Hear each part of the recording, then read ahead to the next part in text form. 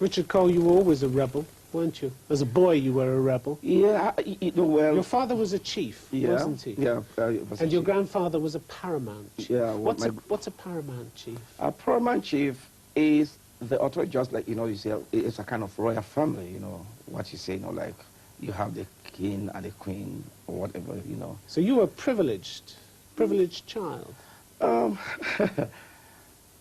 Well, privileged, to be out there on the street, then I was able to learn a lot of things, and God has turned it, to be something that I'm able now to see and know how others feel that are out there on the street, underprivileged people. Let's talk about going on the street, because you rejected your upbringing, didn't you? Yes.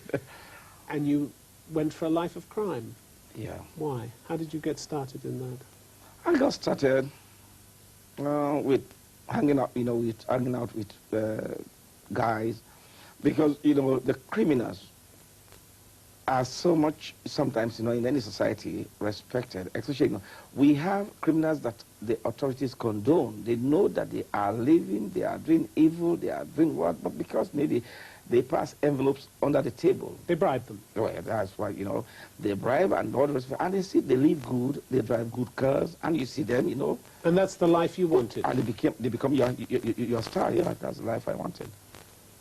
So you were a gangland boss, weren't you? Yes, you were a I gangster. went so. Yeah, What did you do?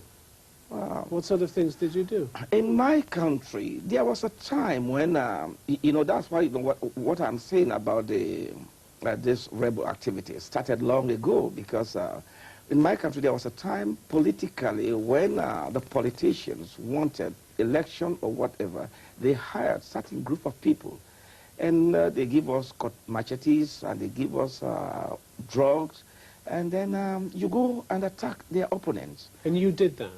Yeah, I was part of it. You attacked people? Yes, attack people. Did you kill people? And then you win elections. Not in a sense, but I wounded, people. You wounded people badly? Yeah, badly. Never killed anyone? I don't remember, but... you would remember if you killed someone, wouldn't you? No, yeah, if I was going to kill somebody, I was going to remember. We used to put fear, in them, just to, scare them, so that they don't go out for election. And you dealt with drugs as well? Oh, yes, yeah. That was part of the game. You never paid a price for this, did you? I paid few prices.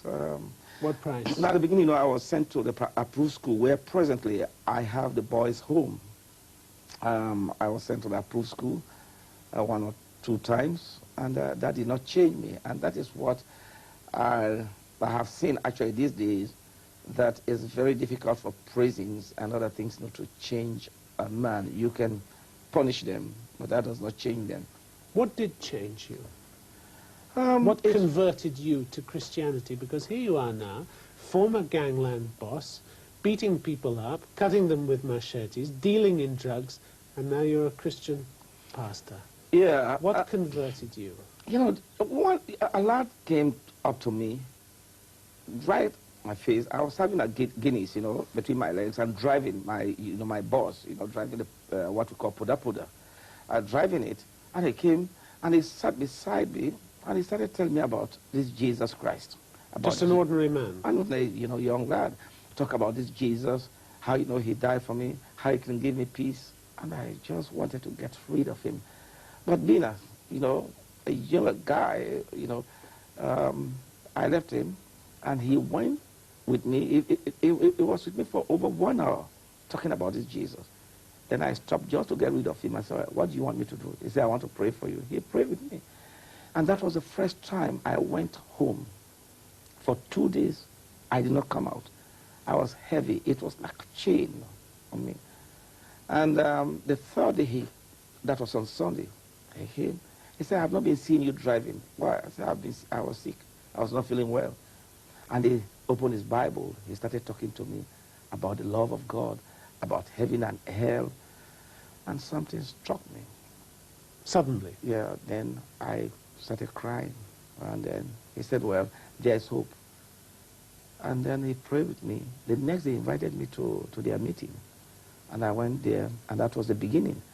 And even when I got converted, people were afraid. It took about 2 years or more. People did not believe that it was for serious. because so many people that knew me didn't believe. They were afraid of you, They were afraid. They were afraid. And then, but, you know, just like how God saved a man, if you've ever heard about a man who was here, living here, John Newton, saved him, a sailor, God changes the worst people. God is like a blacksmith. Were you one of the worst people? Well, I would say, you know, because of when I look back and see what I did, I was. But Jesus came for the worst people. He came for those that have no hope. He came for those whose lives are shattered. He gives peace and hope. He's given you peace? He's given me peace. That's the peace. That's why, you know, I'm not afraid. Even among the turmoil? Yeah, among the turmoils, I've just been living, you know, feeling good. In a sense, when I say feeling good, yeah, I'm not afraid of anything. You've set up the Nehemiah project, yes. which is to help the damaged children from the war. Yes. How rewarding is that for you?